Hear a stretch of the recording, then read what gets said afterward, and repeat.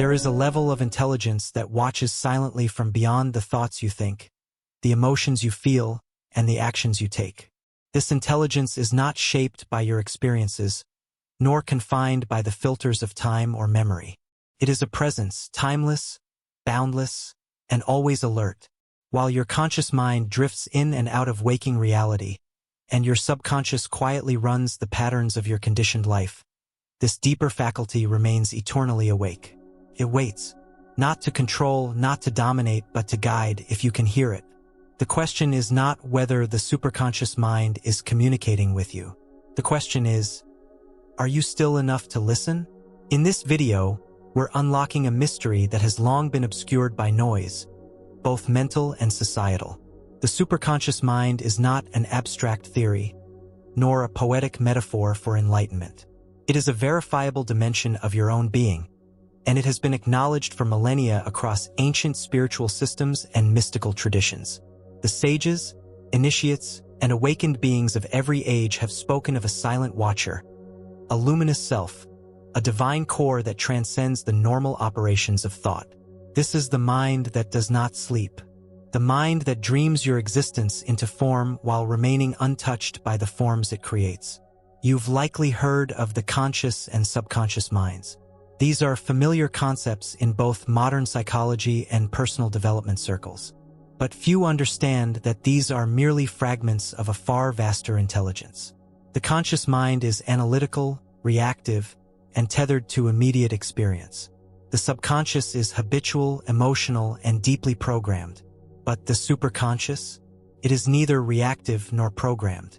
It is pure intelligence, non-local, non-linear, and infinitely aware. It operates above and beyond cause and effect. It speaks in symbols, synchronicities, and flashes of knowing that seem to arrive from nowhere. Throughout this journey, you'll discover why most people are disconnected from their superconscious guidance, and how this disconnection is not accidental. You'll uncover how ancient cultures like the Egyptians, Vedic mystics, and Hermetic philosophers identified and honored this higher level of mind.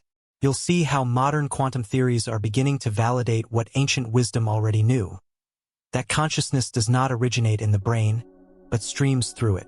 You'll also be shown the signs that your superconscious mind is already trying to get your attention.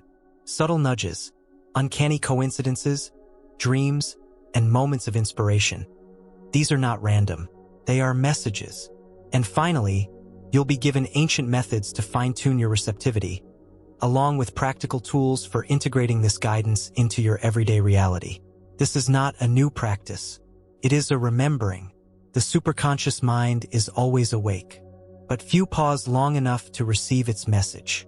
The moment you start listening, everything changes, not from outside, but from the very center of your being. Let's begin by understanding how this greater mind was known to the ancients, and why its voice still speaks, even now. To understand the superconscious mind, we must first untangle the architecture of human consciousness as it's currently understood. For most, the mind is divided into two parts, the conscious and the subconscious. The conscious mind is the one people identify with most readily. It is logical, verbal, and aware of the present moment. It is the part of you that makes decisions, evaluates information, and forms your immediate sense of self. Beneath that lies the subconscious mind, a vast repository of memories, patterns, emotions, and learned behaviors.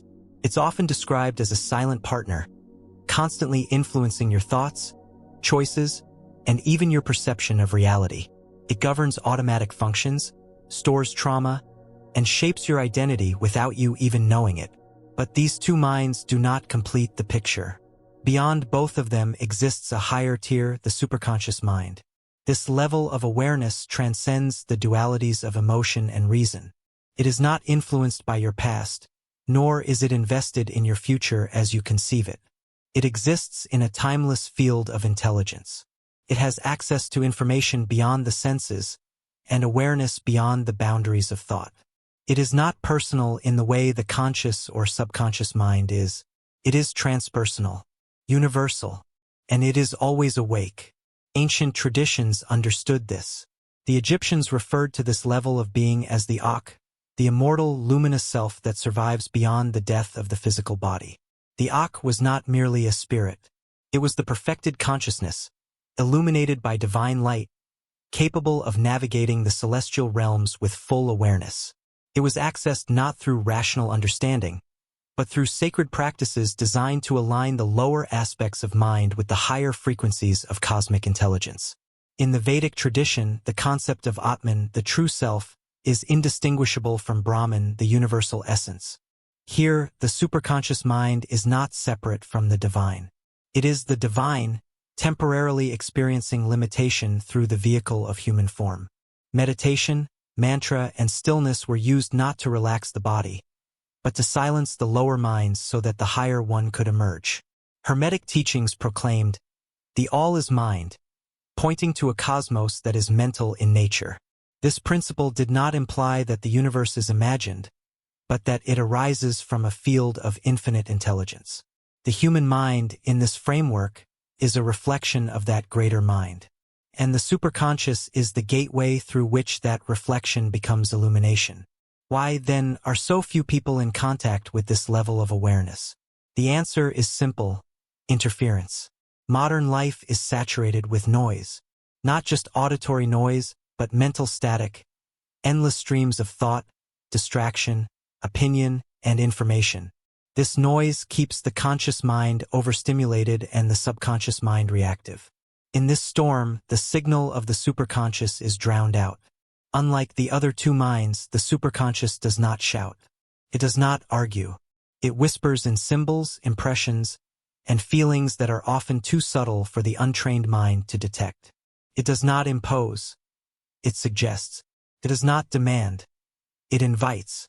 Most people are not disconnected from the superconscious because it is absent.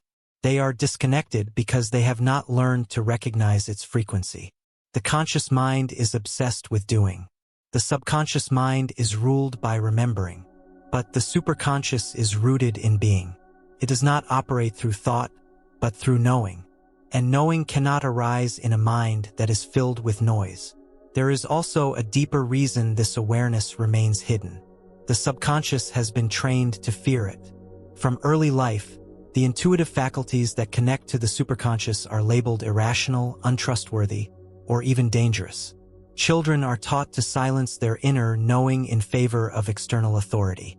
Over time, this conditioning creates a wall between the lower minds and the higher self. Even when the superconscious speaks, the subconscious resists. It has been taught to fear what it cannot control. Yet the superconscious never withdraws, continues to transmit. Like a radio station playing a beautiful frequency, it waits for you to tune in. Every synchronicity, every sudden inspiration, every intuitive nudge is a ripple from that field, reminding you that it is still here, still watching, still guiding. To reestablish connection, one must do the opposite of what modern culture demands. Instead of seeking more knowledge, one must embrace stillness. Instead of accumulating more information, one must listen. The superconscious is not accessed through effort, but through resonance. It is a field you align with, not a goal you achieve. As you continue through this video, you'll begin to recognize the traces of the superconscious in your own experience. The signals have always been present. The challenge is no longer about discovering something new, but remembering what has always been. In the next phase, we will explore the ancient systems that gave language, structure, and sacred practices to this higher awareness. You'll see how the Ak, Atman, Nous, and other ancient expressions all point to the same truth, that a greater mind lives within you, and it is waiting for you to listen. Throughout history, there has always been a hidden thread, an eternal current, running through the spiritual systems of the world. This thread is the recognition of a higher intelligence, one that exists beyond ordinary perception and transcends the boundaries of personal mind. From the sands of Egypt to the temples of Vedic India, from the scrolls of Hermetic sages to the vision quests of indigenous seers, the superconscious was never a mystery. It was revered, it was cultivated, and in many traditions it was seen as the true self, not a part of the human being but its essence. The Egyptians referred to this luminous presence as the Ak. In their sacred cosmology, the human being was composed of several aspects: the Ka, life force; the Ba, individual personality; the Ren, name; and the Ak, the immortal, transfigured self. The Ak was not merely an afterlife concept. It was the fully realized aspect of the soul that had been awakened and purified through life and ritual.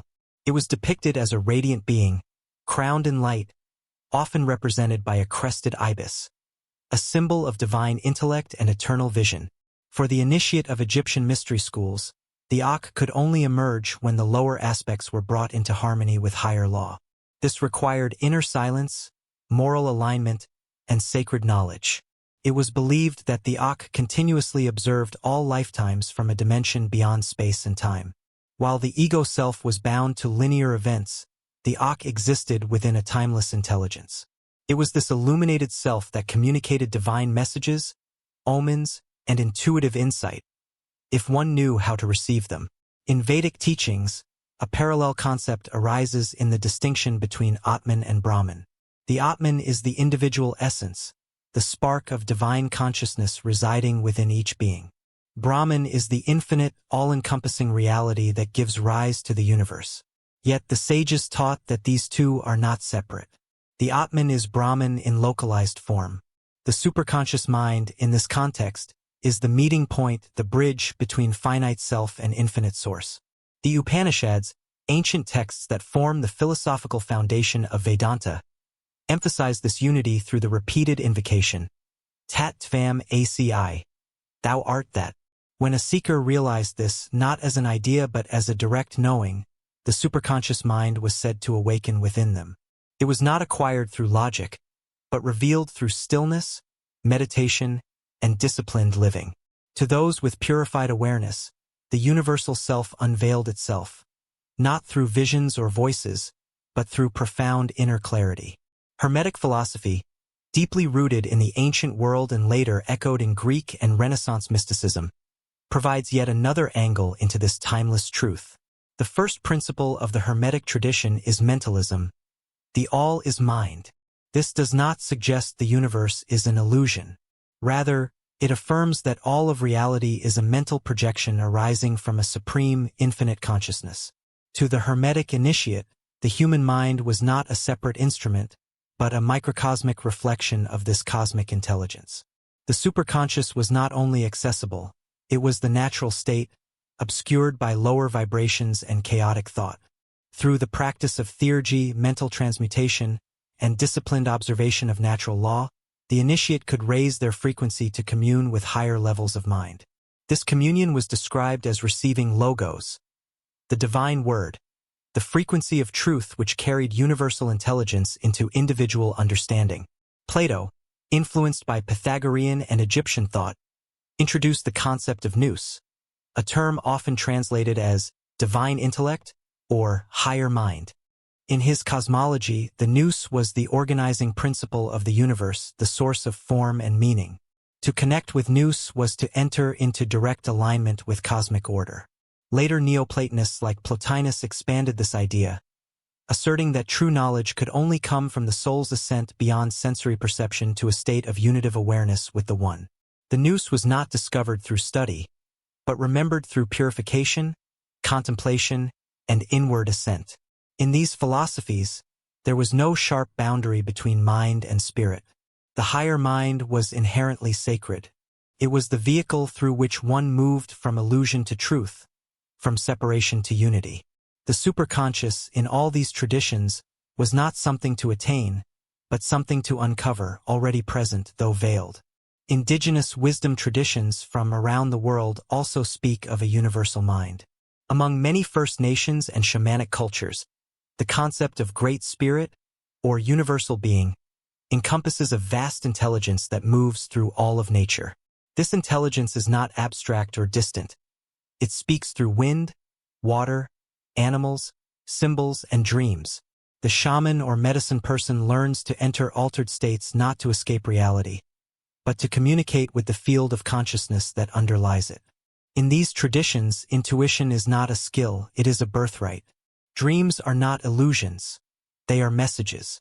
Nature is not an object, it is a living expression of mind. The superconscious is woven into the world itself, and the human being is seen as a conduit. To receive wisdom is not to be special, but to be attuned.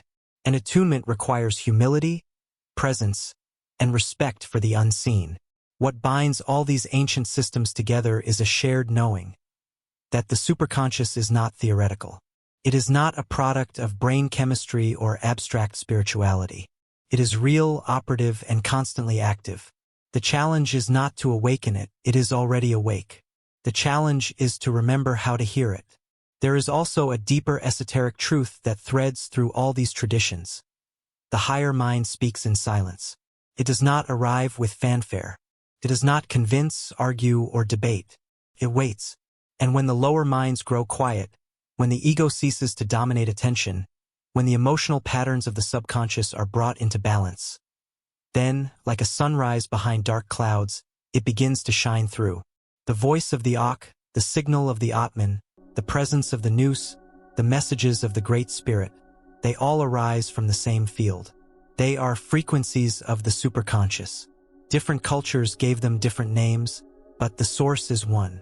In the language of the modern world, this could be called non-local intelligence, quantum consciousness, or divine mind. But the label is not important. What matters is the experience. Ancient mystics were not theorists. They were practitioners. They observed the inner realms with the same rigor that scientists observe the outer world. And they mapped the conditions under which the higher mind could be heard. Stillness, sincerity, purity, devotion, and attunement to natural law. In the world of today, this wisdom has not vanished. It has simply been buried beneath noise. The rituals may be forgotten. The symbols may have changed, but the gateway remains. The same access points used by priests in Karnak, sages in the Himalayas, philosophers in Athens, and visionaries in the forest are still available now. To tune into this field is not to escape the world, but to see it clearly for the first time. The mind that is always awake is not beyond reach.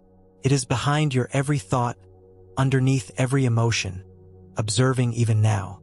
As we continue, you'll see how modern science, particularly in quantum physics and consciousness studies, is beginning to confirm what these ancient systems always maintained. That mind does not arise from matter, but matter from mind. The brain is not the generator, but the receiver. And the true self is not confined within the body, it stretches across dimensions. The superconscious was known to the ancients as the source of divine guidance, sacred wisdom, and cosmic alignment. It was never separate from the individual. It was the true individual, waiting to be uncovered beneath the layers of identification and illusion. Once contacted, it becomes the compass, the guide, and the witness. And once trusted, it begins to transform reality from the inside out. There is a strange paradox unfolding in the world of modern science. The closer researchers get to understanding the nature of consciousness, the more their findings mirror the forgotten wisdom of ancient teachings. For millennia, seers and sages spoke of a higher mind, an omnipresent awareness that transcends time, space, and individuality. Now, physics and neuroscience are beginning to arrive at the same doorstep, through different methods, yet toward the same realization. At the frontier of theoretical physics lies a profound disruption to everything once assumed about reality. The classical view, where consciousness is seen as a byproduct of the brain, is giving way to something much more mysterious. Quantum theory, particularly in its non-local formulations, opens a window into a deeper truth. Consciousness is not confined. It is not local, and it may not even originate within the brain at all. Non-locality is the principle that particles, once entangled, remain connected regardless of distance. A change in one affects the other instantly, even across galaxies. This immediate influence defies classical understanding of space and time, but it is empirically confirmed. Now consider what this implies for consciousness. If the universe itself is interconnected at the quantum level, then the field of awareness may also be non-local, a continuous field not limited to neurons, not created by biology but simply accessed through it. This view is echoed in the interpretations of researchers like David Bohm, whose work in quantum theory led him to postulate the existence of an implicate order, a hidden, enfolded realm of potential, where all things are interconnected.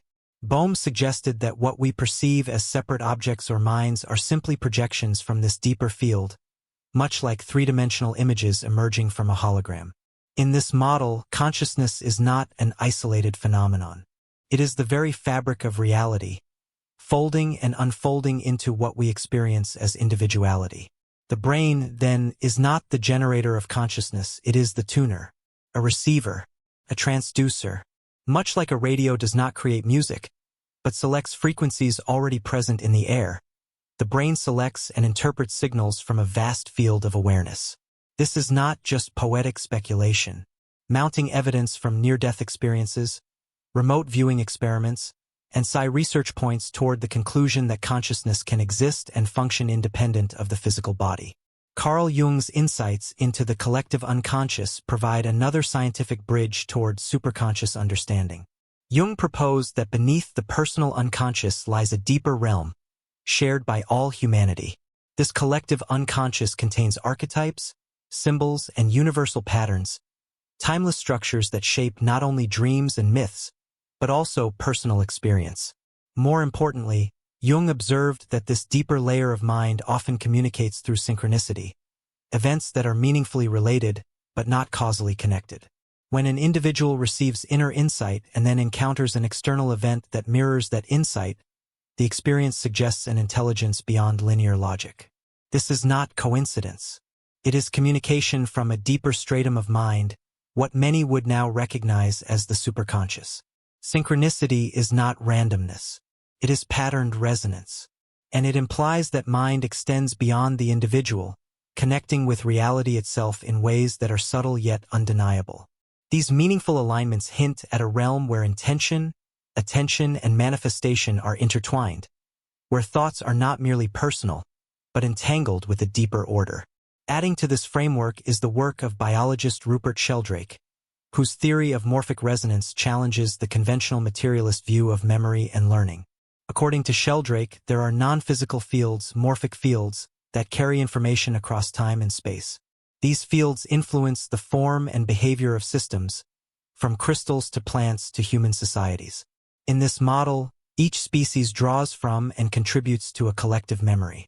When one individual learns something, that learning becomes more accessible to others. This offers an explanation for the sudden leaps in innovation, the transmission of ideas across cultures, and the invisible inheritance of knowledge. The superconscious, seen through this lens, could be the ultimate morphic field, a universal mind containing not just human patterns, but the templates of all life, intelligence, and order. Morphic fields, like quantum fields, are invisible yet influential. They operate beyond the reach of physical instruments, yet their effects can be observed. And they suggest that consciousness is not limited by biology or location. It extends through and beyond form, acting as an organizing principle. In neuroscience, cracks are beginning to form in the old paradigms. The hard problem of consciousness, why subjective experience arises from physical processes, remains unsolved. No matter how detailed the brain scans, no scientific model has explained how electrochemical signals translate into awareness. This gap opens the possibility that consciousness is not a secondary effect of the brain, but the source from which brain activity arises. Experiments in neuroplasticity show that the mind can rewire the brain through thought alone. Meditation studies reveal that sustained focus can reshape neurological structures. These findings point toward an active intelligence that is not reducible to synapses, a mind that commands form, rather than emerging from it. The filter theory of consciousness, once proposed by William James and expanded by Aldous Huxley, suggests that the brain functions not as a producer, but as a limiter. Consciousness, in its full spectrum, is too vast for ordinary perception. The brain filters this immensity down to what is needed for survival. The superconscious, then, lies behind this filter, always present but largely inaccessible until the gate is opened. This filtering mechanism may explain why altered states, achieved through meditation, fasting, or certain rituals, often produce experiences of expanded awareness. These are not hallucinations, but glimpses through a temporarily opened gate. The superconscious does not awaken in these moments. It is already awake, The individual simply becomes momentarily silent enough to hear its voice. A growing number of researchers and theorists are now exploring panpsychism, the idea that consciousness is a fundamental property of matter. In this view, awareness is not something that appears only in humans or animals.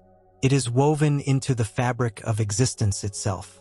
Electrons, atoms, even space-time itself may possess rudimentary awareness. This aligns with the ancient idea of universal mind, that all things are alive with intelligence, and that the individual mind is a localized node of this greater field. Panpsychism offers a bridge between science and mysticism. It does not anthropomorphize nature. It does not reduce consciousness to chemistry. Instead, it sees intelligence as a universal attribute, one that expresses itself in different forms and degrees. From this perspective, the superconscious is the highest octave of awareness, a unifying field that perceives, knows, and responds with infinite precision. There are also implications from studies on intention and its influence on physical systems.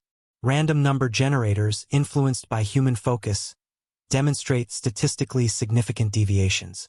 Experiments in distant healing, prayer, and telepathy continue to challenge the boundaries of what is considered possible.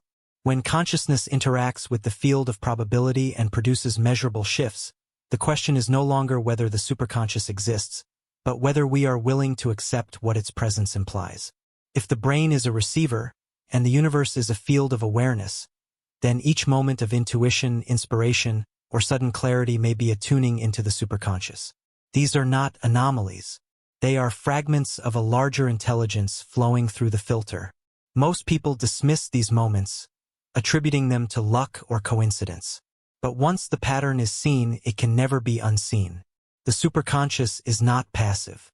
It is precise. It is not vague or mystical in the dismissive sense.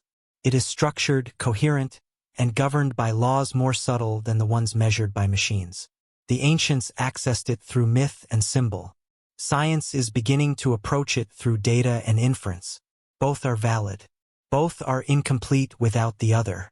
What modern science reveals is not the creation of a new idea, but the rediscovery of an old truth, that mind is not bound by form, that intelligence flows beneath the surface of all things, that we are more than isolated thinkers inside skulls, we are conduits for a wisdom older than time. The superconscious is not separate from matter.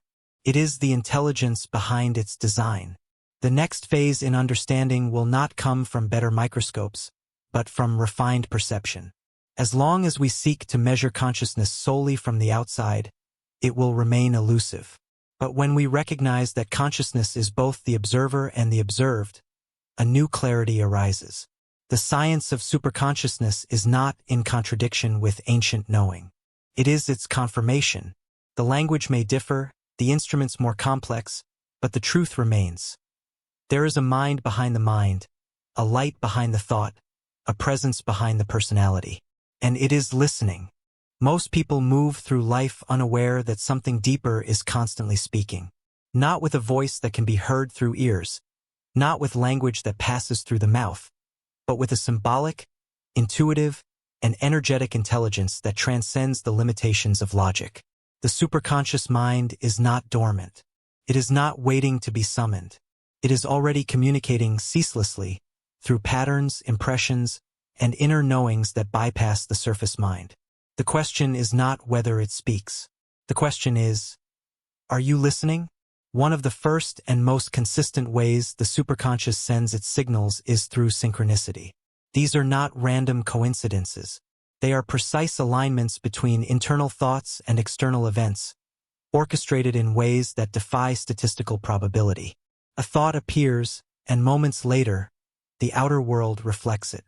A phrase repeats in your mind, and suddenly, you hear it spoken by a stranger. A number, a symbol, a word, it appears in perfect resonance with your internal state. These are not accidents. These are messages, calibrated by a higher awareness that sees beyond time.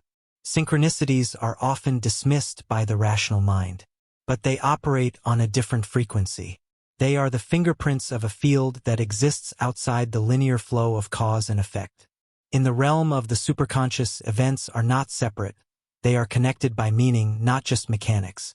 When you begin to pay attention to these meaningful coincidences, a hidden language emerges. It is not verbal. It is energetic, symbolic, intuitive. And once you learn to recognize its patterns, you begin to notice that the world itself is speaking to you.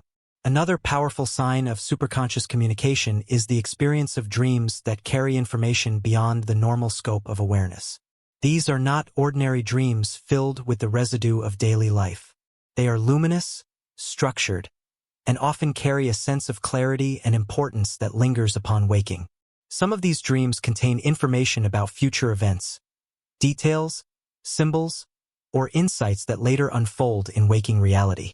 Others reveal solutions to problems, unveil hidden dynamics, or deliver teachings that the conscious mind could not access on its own.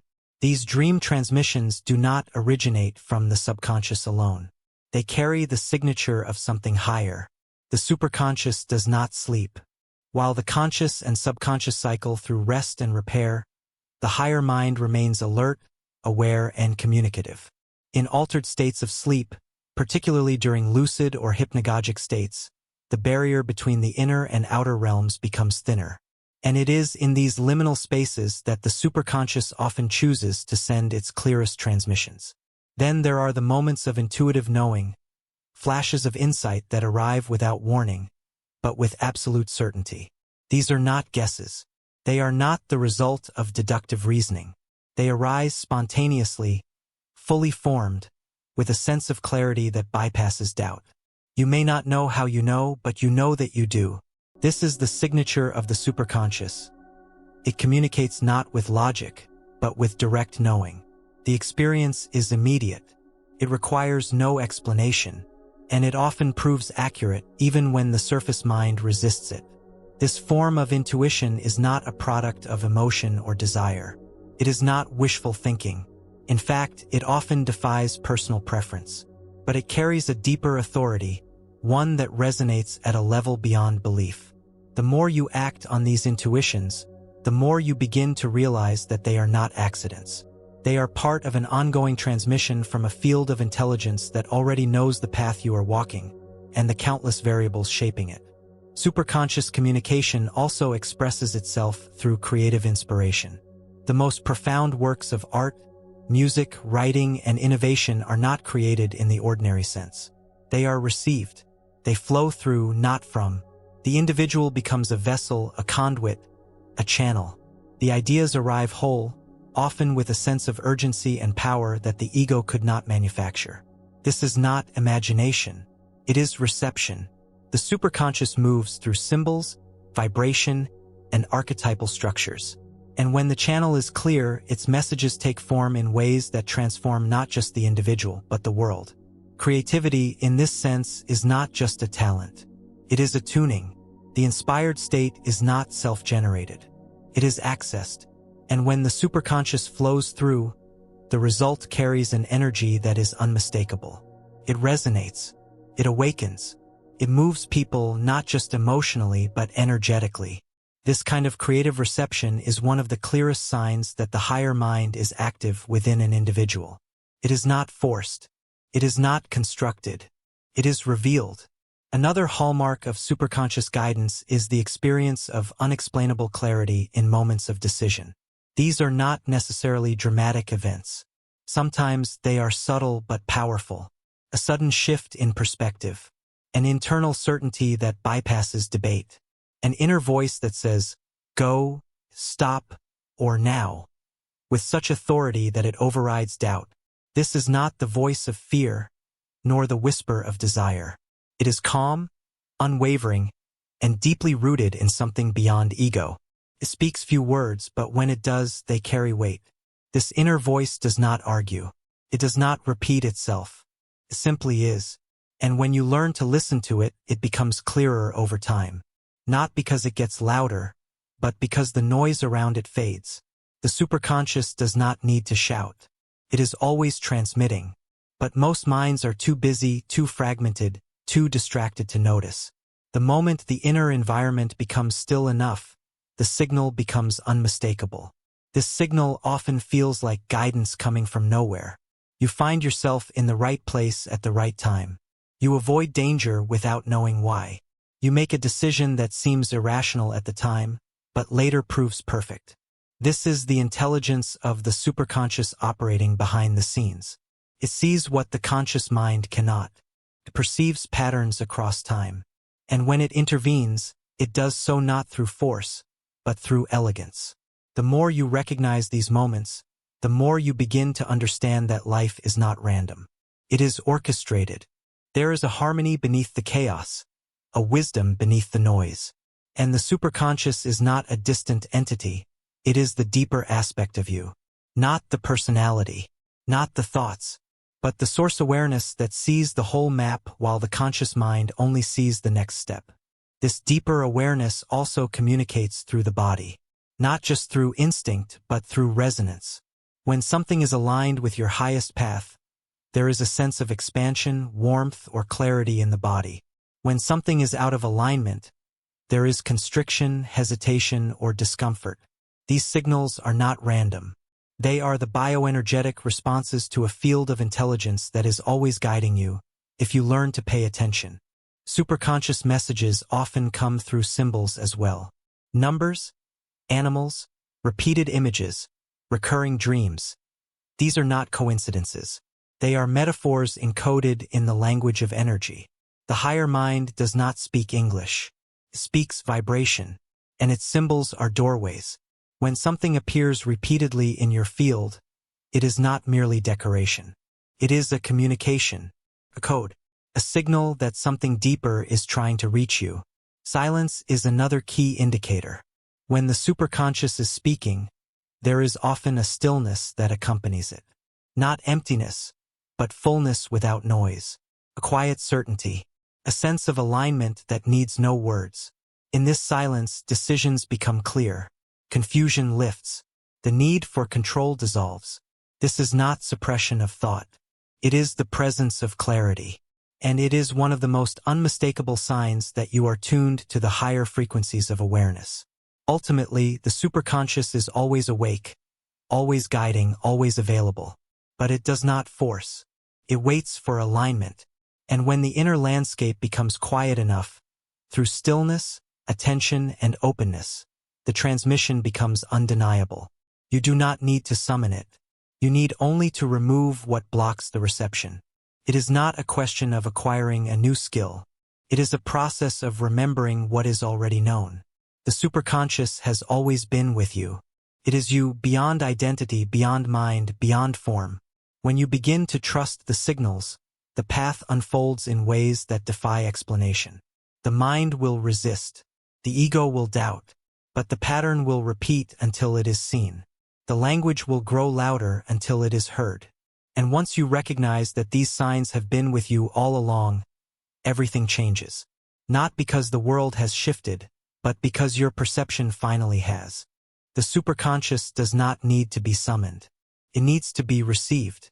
And to receive, one must become a vessel. Not a passive container, but an active structure of alignment, symmetry, and vibrational harmony. This is where the ancient concept of the merkabic vessel emerges, not as metaphor, but as multidimensional architecture. A living geometry that allows the individual to access realms far beyond intellectual comprehension. The term merkaba is composed of 3 syllables. Mer, meaning light, ka, meaning spirit, and ba, meaning body. In its truest sense, the merkabic vessel is a state of energetic coherence where light, spirit, and form converge. It is not an object. It is a configuration. And when the self is attuned to this configuration, reception becomes not only possible, it becomes natural. The first aspect of building the merkabic vessel is the practice of opening the crown. This was known to the ancients not as symbolic rhetoric, but as a literal energetic gateway.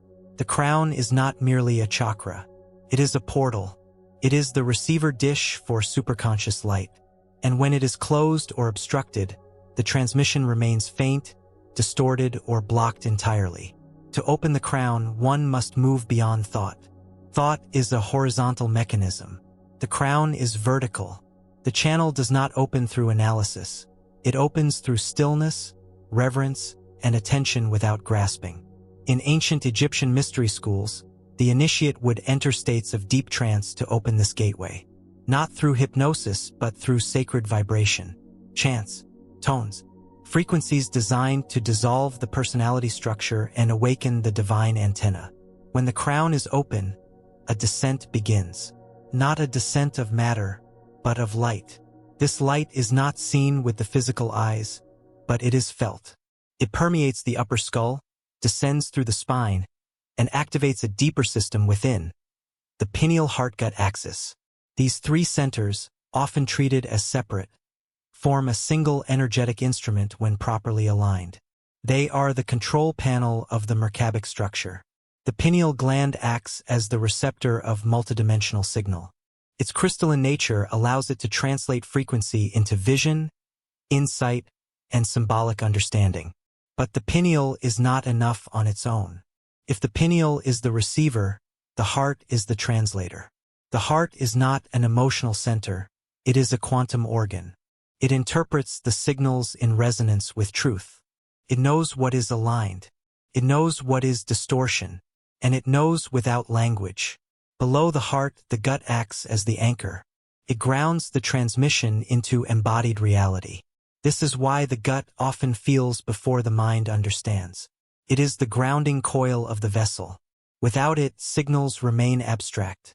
When all three, pineal, heart, and gut, are tuned and activated, the merkabic system engages. And from that point on, superconscious guidance flows with clarity, power, and stability. This alignment is not theoretical. It is vibrational.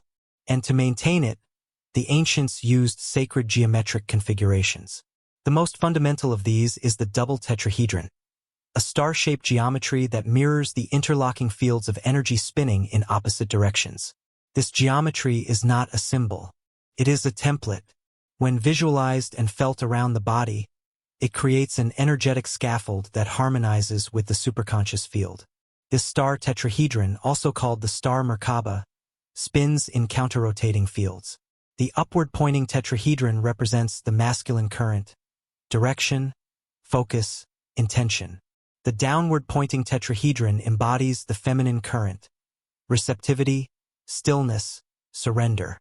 When these fields spin at equal velocity, a toroidal vortex is formed. This vortex is not fantasy. It is the structure through which the higher mind downloads into matter. Visualizing the merkabic geometry around the body is the first step. But visualization alone is insufficient. The field must be charged. This is done through tonal activation. Sound is the carrier wave of intention. And in the mystery traditions, specific sequences of tones were used to attune the vessel to frequencies of higher intelligence. These tones are not arbitrary. They correspond to vibrational archetypes encoded in the fabric of the quantum field. To activate the vessel, one must vocalize or inwardly sound these frequencies while holding the geometric structure in awareness. The body begins to resonate, the field begins to spin, and the interference patterns that block superconscious guidance begin to dissolve. The ego softens, the noise fades, and a subtle, yet powerful flow of knowing begins to emerge. It is not loud, it is not forced, but it is undeniable. Once the merkabic vessel is activated, the most critical phase begins, sustaining the channel. The superconscious will not pour endlessly into a fragmented container. It requires coherence. To sustain the vessel, the practitioner must remain in a state of energetic congruence. Thought, feeling, and action must align. Doubt must be observed but not obeyed. The ego must be acknowledged but not followed. This is why discipline was essential in ancient spiritual systems, not as a means of control but as a method of stabilizing the field. The higher frequencies are fragile when entering a dense reality. Any fragmentation of intent, emotion, or thought can collapse the vessel. To maintain receptivity, one must walk as the vessel. Every movement, every word, every breath, sacred, intentional, and aligned with the field. Breathwork is another essential tool in sustaining the merkabic structure. The breath is the bridge between body and spirit, and rhythmic breathing acts as a pump for the energetic torus. Specific patterns, such as square breathing or circular pranayama, create a rhythmic coherence that stabilizes the geometry and fuels the spinning fields. The breath, when consciously directed, becomes a tuning mechanism for the entire structure. There is also a profound relationship between the merkabic vessel and stillness. Not emptiness, but full presence. When the inner space is saturated with attention, free from past, future, and conceptual identification, the vessel becomes luminous. Light begins to move, intuition sharpens, and the guidance becomes unmistakable. In these states, thoughts may still arise, but they are not distractions. They are part of the energetic field. The superconscious does not speak in words, but it can use thoughts as vehicles. The difference is in the frequency. Superconscious thoughts feel like downloads, not linear but holographic. They arrive whole, and they carry a resonance that cannot be faked. To maintain the merkabic state, purification must also be observed, not as moral judgment, but as energetic hygiene. The vessel must be clean. Thoughts based in fear, resentment, or control introduce distortion. Diet, environment, and relationships also influence the field. Everything is vibration, and the merkabic system is sensitive. Like a satellite dish, it must be free of debris to receive clearly. The final key to the merkabic vessel is surrender. Not passivity, but active openness. The superconscious cannot be commanded. It flows where there is trust. Control contracts the field. Doubt fragments it, but surrender expands it. When the vessel is open, the higher frequencies pour in. They guide, direct, and illuminate, not with certainty but with clarity. The ego seeks guarantees. The superconscious offers alignment. Once the vessel is fully activated, life begins to organize around it. Events shift. Synchronicities increase. Inner knowing becomes constant. Not always dramatic, but always accurate. The merkabic state does not remove challenges. It reveals their meaning, and it empowers the individual to respond from the highest frequency available. To live in this state is to become the transmission, not merely to receive guidance, but to embody it. Every thought, word, and action becomes a harmonic expression of higher intelligence. This is what the ancients meant by the term light body. It is not a fantasy form. It is the merkabic structure fully activated and grounded in matter.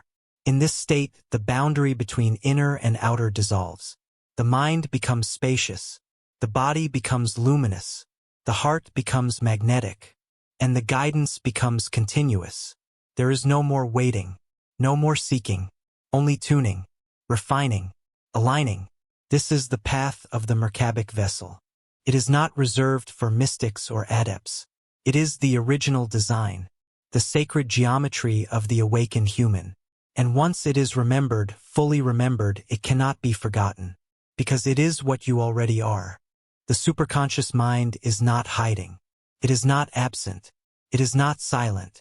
It is always awake, perpetually transmitting a frequency of clarity, guidance, and higher wisdom.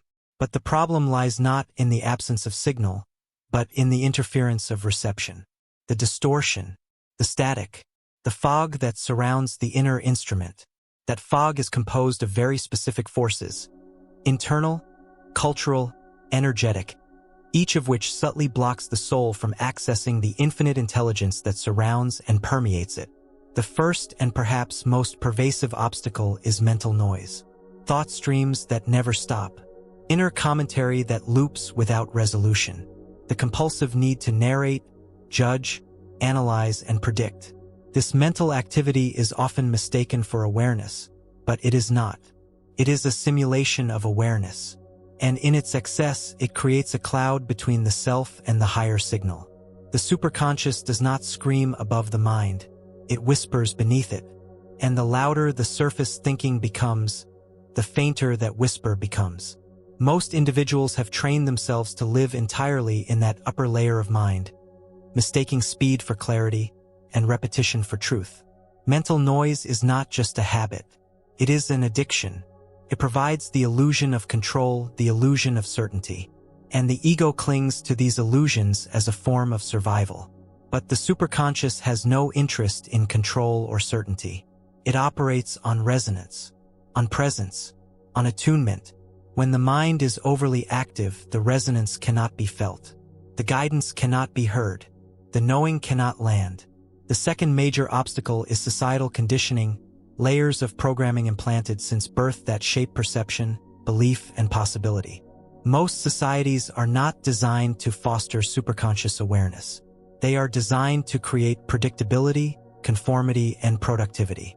From a young age, individuals are taught to value external authority over internal knowing, facts over intuition, and logic over mystery.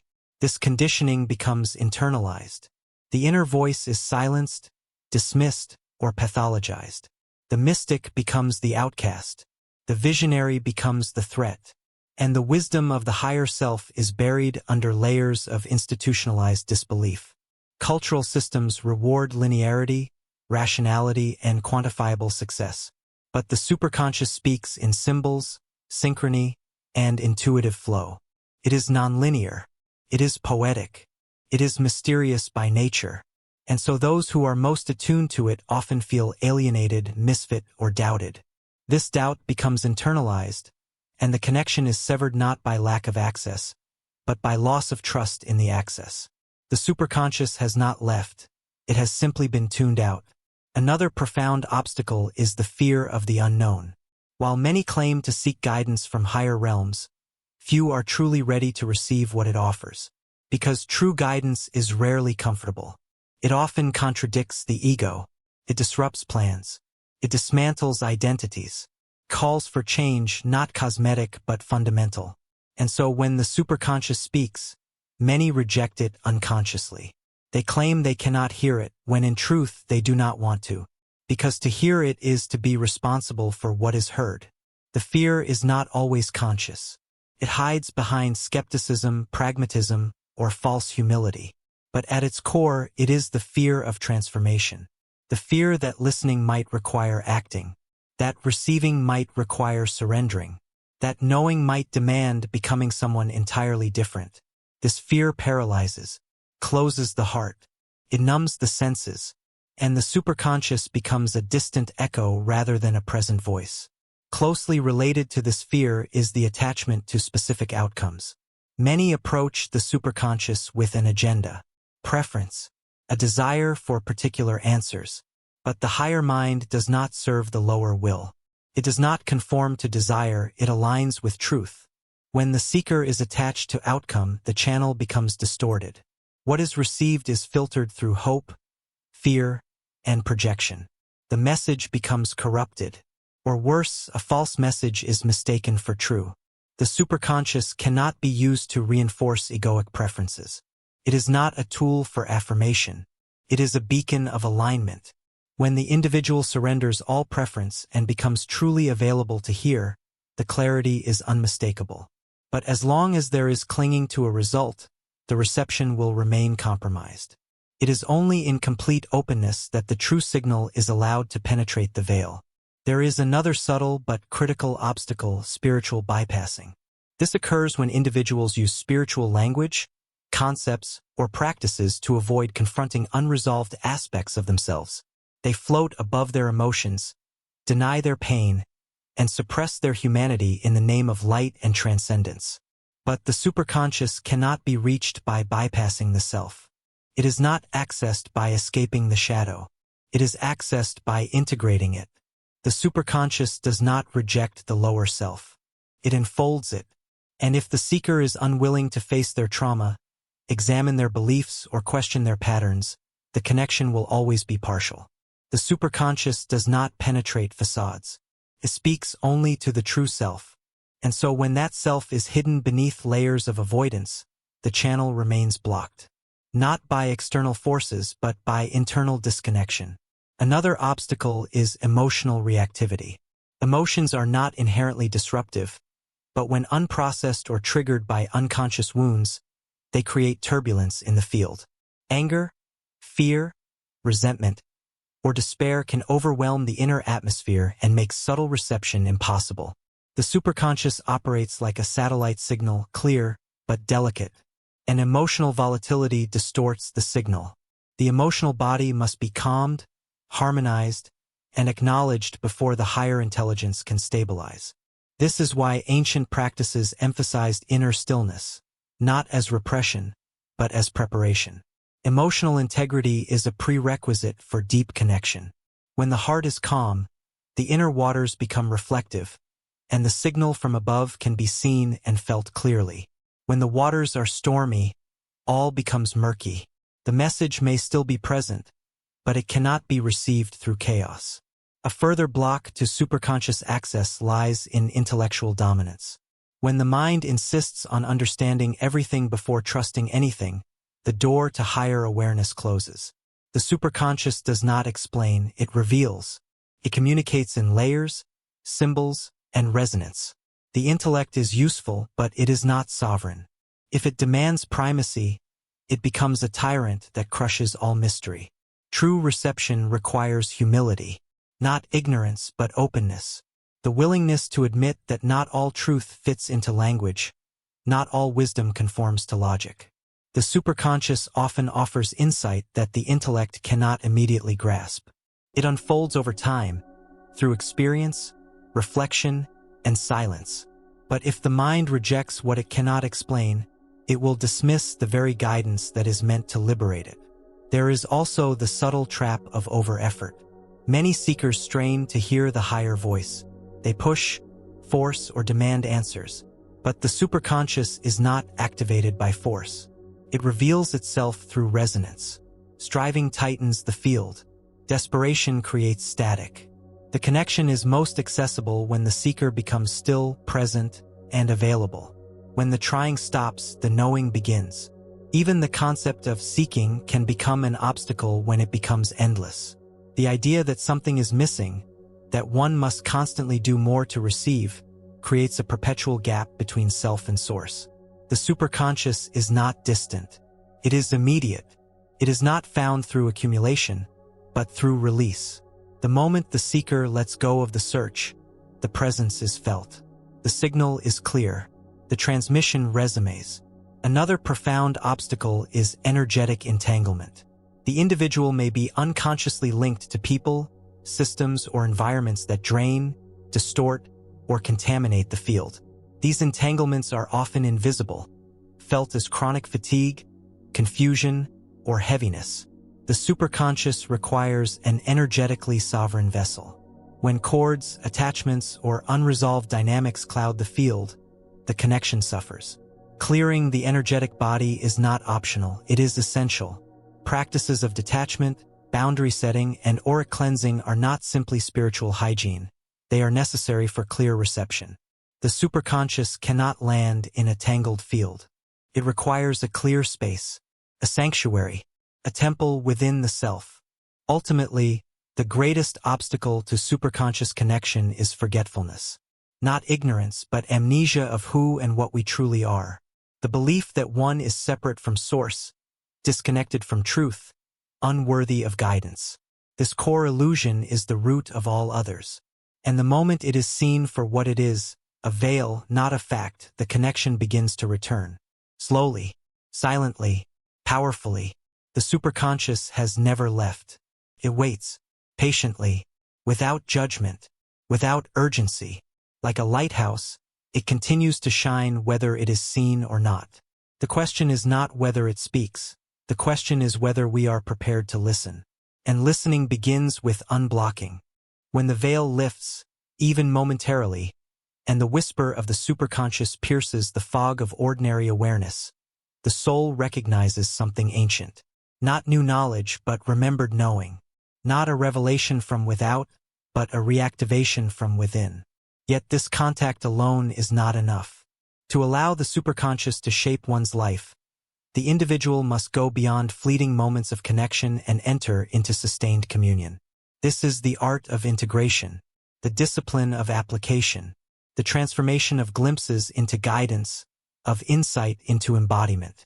True integration begins not with grand gestures, but with the cultivation of subtle attunement.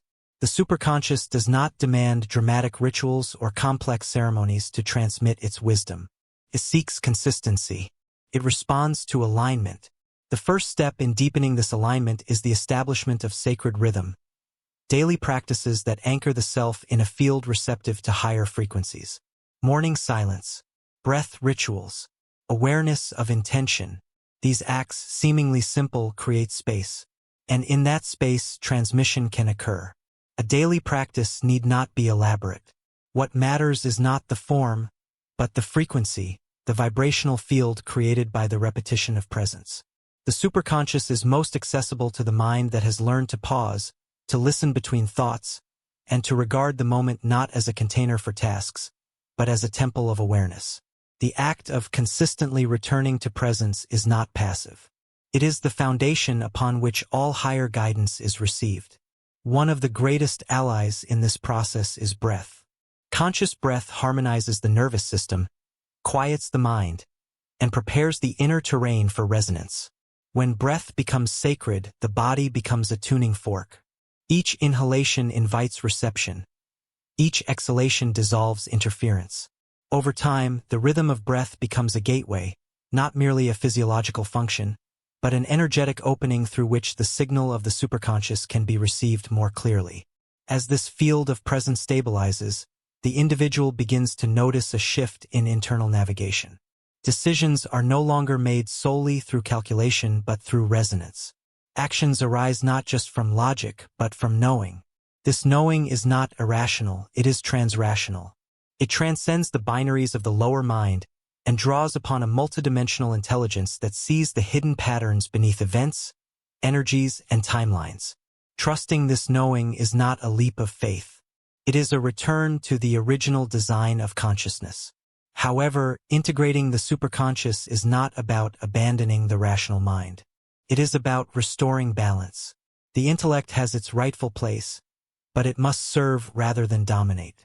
The rational mind becomes a translator, an implementer of the higher vision. When intuition and logic are united, when higher knowing is allowed to guide form, the human being becomes a true vessel of transmission, rooted in this world, yet sourced from beyond it. There is also a practical dimension to this integration, learning to navigate daily life through the superconscious signal. This does not mean constant withdrawal into meditation or spiritual states. It means recognizing the signal in the flow of life, the intuitive nudge, the magnetic pull, the sudden clarity, the internal shift that says yes when all else says no, or no when everything external says yes. These are not random. They are invitations, clues, pathways toward alignment.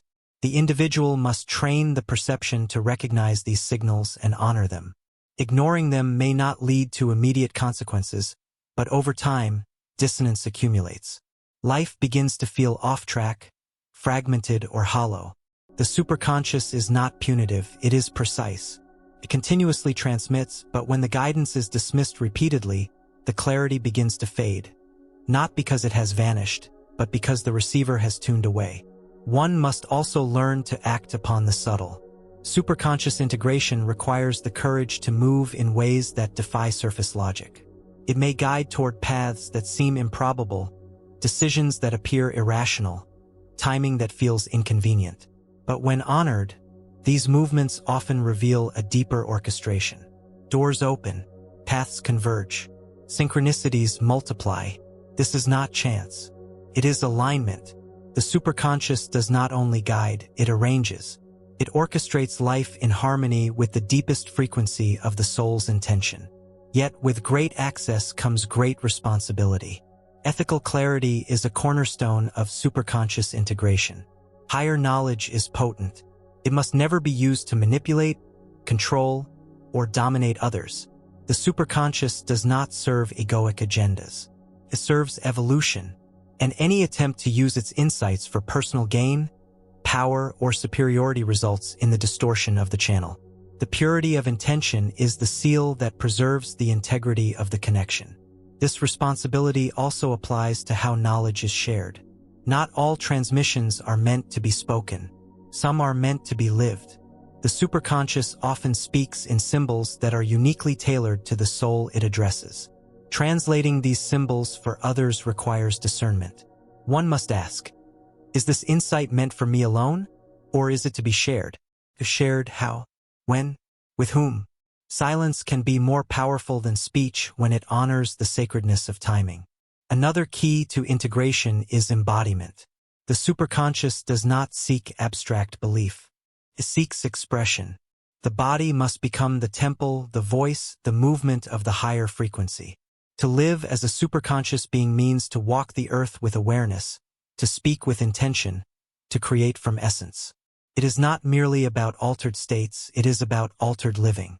Every thought, every word, every gesture becomes an expression of the connection. The individual becomes a living transmission. This requires consistency, devotion, patience. There is no finish line. The superconscious is not a destination, it is a current. A presence to be continually aligned with, refined through, and expanded by. The balance between receiving and grounding becomes essential. Without grounding, the transmission floats in abstraction. Without receiving, life becomes mechanical. The superconscious path is the union of heaven and earth, insight anchored into action, frequency made flesh. And this alchemy is cultivated through lifestyle, nutrition that supports clarity, environments that uplift, relationships that honor truth. All become part of the vessel's tuning. There will be challenges. There will be days when the signal feels faint. There will be times when action is required before clarity is complete. This, too, is part of the training. The superconscious teaches not only through downloads and revelations, but through life itself. Every experience becomes a mirror, every moment a lesson. What appears mundane often hides the divine. When the path is honored, when the practices are sustained, something extraordinary begins to unfold. Life no longer feels like a random series of events. It reveals itself as a coherent pattern, guided from beyond, yet lived from within. The superconscious is not merely an alternate state. It becomes the axis of one's existence. The true self awakens. The illusion of separation dissolves. And a deeper intelligence begins to move through every facet of life. But this is not a sudden transformation. It is a gentle unfolding. A flowering of consciousness that begins with intention, matures through practice, and culminates in embodiment. The superconscious cannot be rushed. It does not respond to urgency. It responds to devotion. And so, the seeker must ask, what in my daily life reflects my readiness to receive? Where do I create space? How do I listen? What am I willing to surrender in order to become available to higher knowing? These questions are not philosophical, they are initiatory. They mark the transition from theory to practice, from passive seeking to active alignment. In this phase of integration, the individual becomes more than a student of the superconscious. They become its emissary, its mirror, its voice. And through them, the intelligence that always was, always is, and always will be finds expression in a world that is slowly remembering its own forgotten light. The superconscious does not come to fix, comes to restore, to realign, to remind. And in this remembrance, the ordinary becomes sacred. The personal becomes universal. The human becomes divine in motion. Integration is not a destination. It is a way of living. There comes a moment in the path of awareness when one no longer seeks to connect with the superconscious mind as if it were separate, distant, or hidden. The veil falls. The illusion of distance collapses, and what once felt like a mysterious force becomes a familiar presence, eternally awake, endlessly aware, and profoundly close. This awareness does not arise through information, nor through external effort. It dawns like the sun, not because the sun was not there, but because the clouds have parted. The superconscious mind has never ceased its transmission. It has only waited for the silence within you to match its signal. Across the arc of history, this truth has been whispered through countless traditions. The sages of Egypt, the seers of India, the philosophers of Greece, the shamans of ancient lands, all spoke of a higher self, a universal mind, an awakened presence. But what they knew is what you now feel stirring, that this mind is not above you. It is not elsewhere. It is the root of your being, the very core of what you are. To live in alignment with this truth is to awaken not only a deeper perception, but a higher responsibility. One cannot hear the voice of the superconscious and remain unchanged. One cannot receive its insight and continue living in unconscious motion. It reshapes the very architecture of thought. It reorganizes values.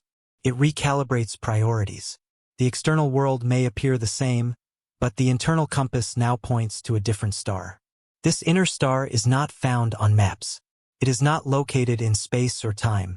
It is the axis of divine memory, pulling the soul toward its origin and its purpose. Those who follow it become travelers of a different kind. They walk among others, but they move through frequency, through intuition, through encoded knowing. Their steps are guided not by predictability, but by resonance. The evolutionary impulse of the superconscious is not individualistic. It is collective. When one awakens to it, others feel the ripple. When one begins to listen, it creates an opening in the field. Consciousness is not isolated, it is interwoven. Like threads in a cosmic loom, each awakening strengthens the fabric of the whole. Your realization is not only for you. It is for all. But the path is not without challenge. The world of form resists the language of the formless. Society, culture, institutions, they favor repetition over revelation, conformity over clarity. And so, walking with the superconscious requires courage.